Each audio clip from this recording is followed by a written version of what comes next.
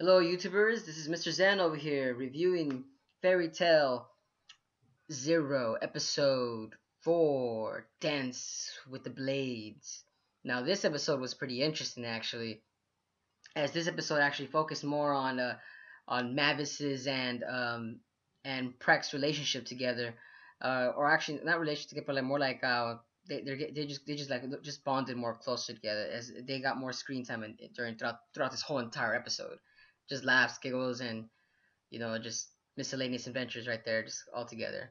The episode was pretty good, and actually, half the story that was shown in this episode was actually uh, part filler, and then like the last bit was actually towards canon.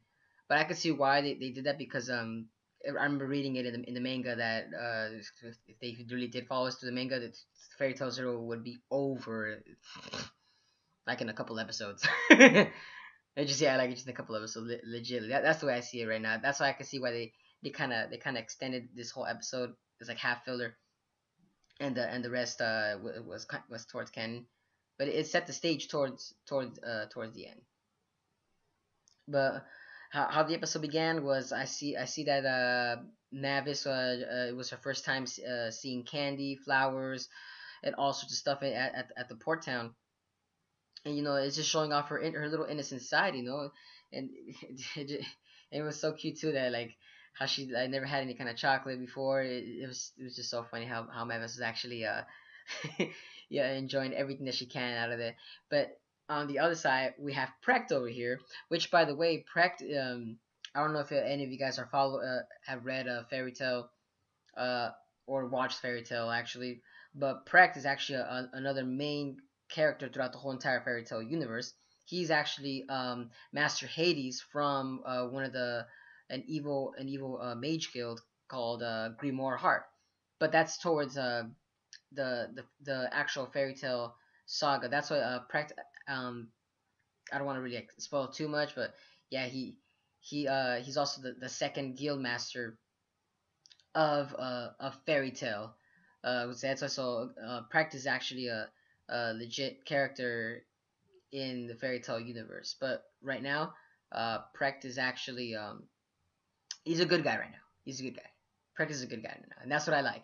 You know, but I like how in overall in his aspectness, he's actually more of a serious character in this episode.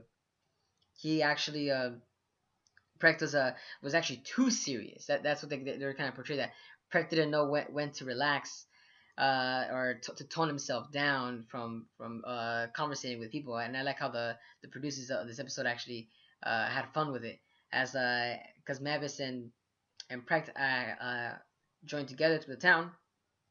They were joined to the town. I'm sorry. They were walking through the town, and they head towards the park, and they were interviewing other people about Blue Skull.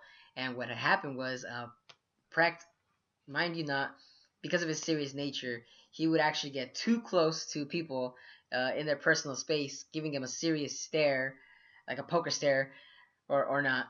But I just laughed at the fact that people actually found him frightening, and even Mavis pointed it out that like I don't think people are actually afraid of Blue Skull, but in fact they're actually afraid of you, and and you could tell that Prick actually like took that to consideration, and he even went to a tree and kind of like saw it just a little. I don't know if it was soloing or anything, but at the same time, it also showcased that Precht still had a good sense of heart, as he actually yeah, throughout the episode he was saving people as well, in like showcasing his good nature. He saved a couple of like a child from a tree that that was like old and barred. If like the child was like would have played near it, it would have fallen him. But Precht actually saved him. He uh he saved his carriage also from receiving any damages. Like, cause a piece of nail got stuck, was actually loose. I'm sorry, the piece of nail was actually loose, and Precht stopped the carriage, and then I like how the creators also did this little scene right here where an actual fly went underneath the dress of one of the townswomen, and Precht said, "Oh, I'm so sorry, like let me help you," and he actually lifts up the dress to like let the fly escape so it won't prick her, and she actually slaps him across the face. Of course, in his serious nature, of course he was actually wasn't bothering to look at the woman like that kind of shit, but of course, uh, in cultural mannerism, that just looks like just the pervertedness right there, and I kind of find it funny that like they producers were having fun with that, and I'm pretty sure a lot of many of you fans out there would probably have fun watching that little scene right there. But uh, moving on towards more of the episode, actually, we see that correct, MF is finally find information on Blue Skull, because throughout the whole entire episode they're actually trying to find somebody to help them find Blue Skull. So that's what the whole point of this whole entire episode is to literally find Blue Skull. So what happened was they literally go towards after helping everybody out, of course, because even though it was all the whole the her first part was part filler, it actually like led on towards the canon story, which I find it ironic because this little boy at first when you tell him, oh, I know where you're looking for, the girl that you're talking about is in this place, so and so and so, and I'm here thinking like how does this little kid, like, I'm like here wondering like where have you been going, like what kind of people are you hanging out with, but they're just trying to like kind of give like a subtle hints like, oh no, he was just eavesdropping on old man. I'm just like here thinking that, nah man, this kid here, man, he's doing some dark shit outside his mother's peripheral vision, and I'm just laughing it up right there. But as the story continues, they actually had they find this bar where Blue Skull is actually, they own this bar, and Mavis and Precht start questioning the bartender. Oh, have you heard of this mage guild and so and such forth? And I'm here thinking that you know Mavis being cute and all, like, oh, like I wonder what kind of stunts are they gonna pull at this bar, because like you would expect that you would find information at a bar, but the whole entire scene, the bartender just kept saying, it was just denying everything that Mavis and Precht were speaking about. But because Mavis's intellectual skill and perception, she was listening intently towards the bartender. She actually notices that the bartender was actually lying, and we actually finally get to see Mavis's magic, because the bartender actually starts going on the offensive and starts attacking Precht and Mavis. And in this scene, we actually see Precht showcase more of his more of his hand-to-hand combat, showcasing his his humanistic style. Just since there's no magic so far involved besides Mavis, they show that Mavis actually knows magic. That's why Precht was actually surprised that Mavis knew magic. Sorry, I'm chewing on some apple I was eating a little bit earlier. I'm sorry about that.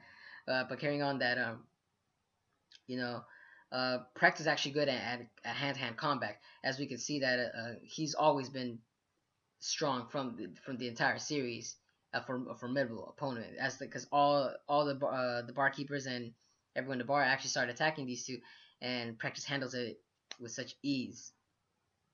Love that scene. Even when I read it in the manga, it was actually really really beautiful right there.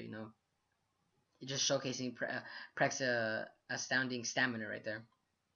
But because he doesn't have any magic, that's where he kind of set himself back to being just normal human. Because the bartender actually uh, started using his own magic, you could say, but again, Mavis saves the day. Like I like how the entire episode Mavis just keeps saving the day, you know, and she actually saves them by actually showcasing that the bartender was like, he's an ignorant moron, like even his own magic was actually not even, it was incomplete and insufficient, to actually be considered magic. It was just all lies. The bartender was just trying to showcase nothing. Basically, it's just all. It was just not a battle of wits. I would say it was more like how do I say, like a um like let's play chicken to see who will lash out first. because when Mavis actually shows her magic, she shows her magic's illusionary magic, of course. With her illusion magic, she actually brings this giant ass bestial dog, like I believe in the from the translators they translate it to heavenly dog or tenrou dog. Sorry if I'm mispronouncing it. A tenrou dog, and loved how it looked like. I loved how the producers actually portrayed it. I actually thought it was on fire when I saw it on the manga. It looked like the dog was actually on like it looked like a hellhound. Even though they call it it's a heavenly they called it a heavenly dog, it looked like a hellhound to me because the fur looked like flames to me. But no, it was just its mane and everything when I saw it animated here in this episode, and it actually scared the scared the the living hair out of this bald guy. I swear that's how scared this guy was that his eyeballs were popping out and everything. And I'm here thinking like, man, this bartender had it coming. He just had it coming. But the episode ends with ZerØ finally showing up in Fairy Tail Zero. Yes, ZerØ is actually the main cast of Fairy Tail Zero, and he finally shows up. But it's only just for like 30 seconds, of course, just to get all the girls and guys just a little happy right there. But yes, ZerØ is now gonna be starting to pop up more in Fairy Tail Zero. But in the aspect of all this episode, it was very enjoyable. Let me know in the comments, and what do you think about this episode? What was your favorite moment? What do you think about Pratt? Do you think that the little filler half of the episode, do you think that justified on Pratt's attitude on how serious he should take life is? Just comment and subscribe to and just let me know what you think about this place. And this is Mr. Zen signing out.